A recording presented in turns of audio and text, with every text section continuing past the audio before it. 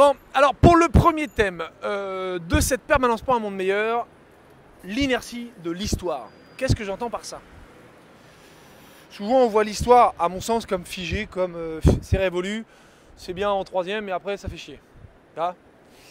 Seulement il me semble qu'il y a un truc qu'on oublie souvent, c'est que l'histoire ça a une inertie. Pour que les choses se passent, il faut que ça évolue dans un environnement bien défini, bien déterminé. Je vais vous donner un exemple. On nous dit, voilà, l'espérance de vie augmente. D'accord, ça, tout le monde s'accorde là-dessus. Or, selon moi, l'espérance de vie augmente parce que les gens qui sont aujourd'hui la référence pour dire que l'espérance de vie augmente, ce sont nos anciens. D'accord? Donc les gens d'entre 70 et 90 ans ou 100 ans. Seulement, ce qu'il faut bien comprendre, c'est que les gens entre 70, 90 ou 100 ans sont des gens qui ont grandi dans un environnement bien déterminé. Quand ils étaient petits, et c'était dans les années 20, tu vois.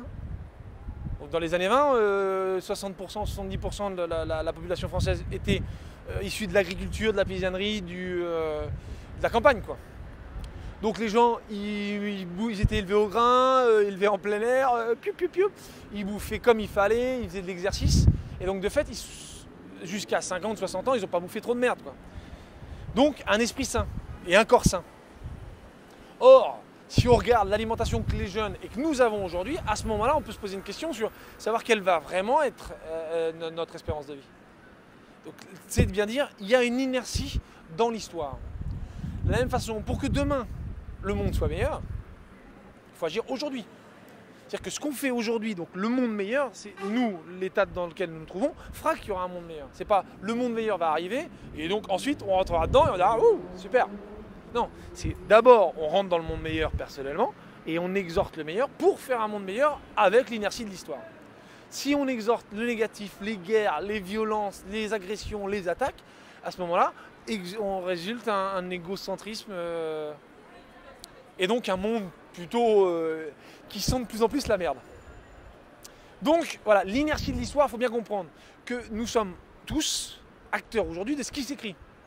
De la même façon que les anciens ont été les acteurs de ce qui s'est écrit. Ça n'a peut-être pas de sens pour pas mal de gens, ce que je viens de vous dire, mais voilà, sachez que y a de l'inertie, merde. L'inertie, c'est que quand tu es en bagnole, tu accélères, si tu mets l'embrayage, tu as l'inertie. Sinon, vous regardez ça sur internet. Bon, allez, je passe au deuxième thème juste après, la théorie, ça, je sais pas trop comment ça va se passer. Allez, Joe!